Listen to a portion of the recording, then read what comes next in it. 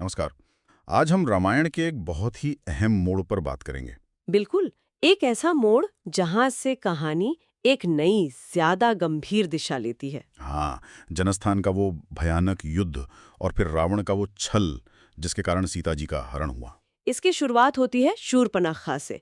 अपमानित होकर वो अपने भाई खर के पास पहुंची, जनस्थान में। और खर ने क्या किया? उसने पहले तो स्थिति को शायद गंभीरता से लिया ही नहीं।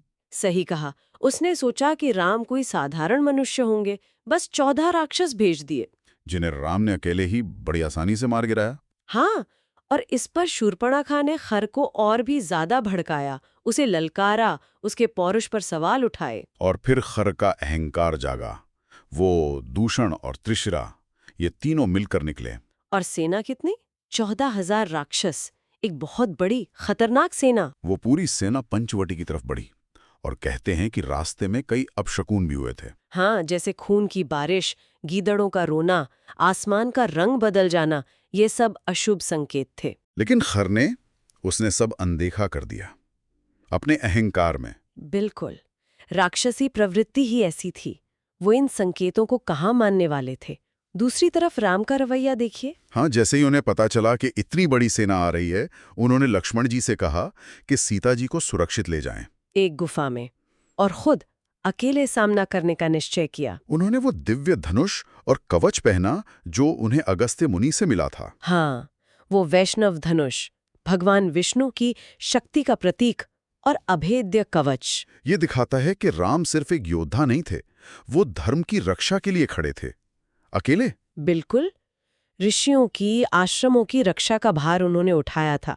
उनका अकेले लड़ने का फैसला अहम, बहुत बड़ा था। और फिर वो युद्ध हुआ जिसकी हम कल्पना ही कर सकते हैं। 14,000 राक्षसों के सामने अकेले राम। कहा जाता है कि उनके बाणों ने जैसे प्रलय ला दी थी।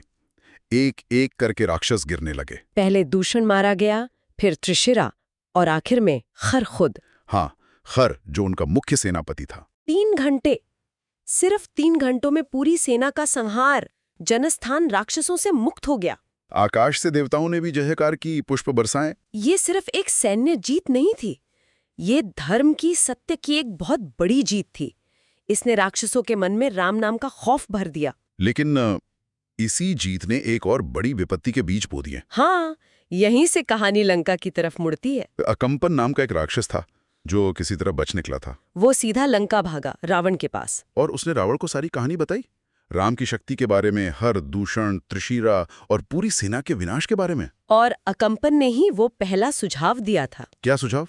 उसने कहा कि राम को युद्ध में हराना शायद मुमकिन ना हो, तो उनकी पत्नी सीता का अपहरण कर लो। अच्छा, ताकि राम वियोग में कमजोर पड़ जाए। हाँ, यही उसकी कुटिल सोच थी कि पत्नी के दुख में राम शक्तिहीन हो जाएंगे और मारे जाएंगे। पर बात यही नहीं रुकी।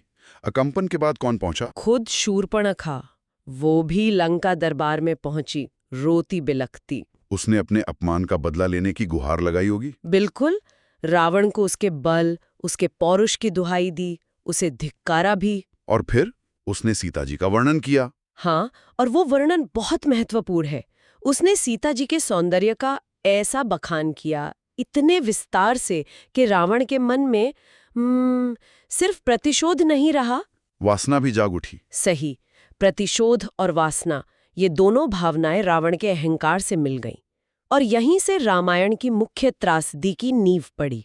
रावण ने फिर क्या किया? उसने तुरंत फैसला ले लिया। हाँ, वो अपने पुष्पक विमान में बैठा और सीधा गया मारीच के पास। मारीच, ये वही राक्षस था ना जिसे राम ने पहले भी दंडित किया था ताड़का वध के समय? हाँ, बिल्कुल। राम ने उसे अपने एक बाण से 100 योजन दूर समुद्र में फेंक दिया था। वो तब से डरकर तपस्वी जैसा जीवन जी रहा था। और रावण ने उसे क्या आदेश दिया? रावण ने उसे कहा कि तुम एक सोने का हिरण बनो, सुंदर, चमकीला, ताकि राम और सीता जी उसे देखें। हाँ, और राम उसे पकड़ने के लिए आश्रम से दूर निकल जाए। लेकिन मारीच तो राम की शक्ति जानता था, उसने मना नहीं किया। उसने बहुत कोशिश की, रावण को समझाया, राम की दिव्यता के बारे में बताया, कहा कि ये विनाश का रास्ता है। उसने यहाँ तक कहा कि अगर मैं तुम्हारी बात नहीं मानूंगा तो तुम मुझे मार दोगे, और अगर मानूंगा तो राम मुझे मार देंगे। और राम के हाथों मरना तुम्हारे हाथों मरने से बेहतर है, उससे तो मुक्ति मिलेगी। उसने लगभग भविष्यवाणी कर दी थी अपनी मृत्यु की, पर रावण माना नहीं। रावण ने उसे धमकाया, जान से मारने की धमकी दी। हाँ, उसे मजबूर कर दिया। ये मारीच का प्रसंग मतलब बहुत कुछ कहता है। हम्म। नियति, विवशता। हाँ, उसके पास शायद कोई चारा ही नहीं था।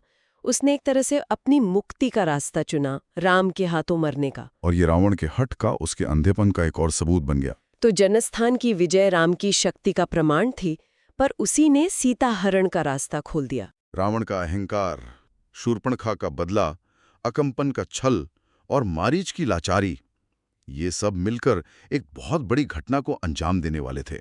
बिल्कुल।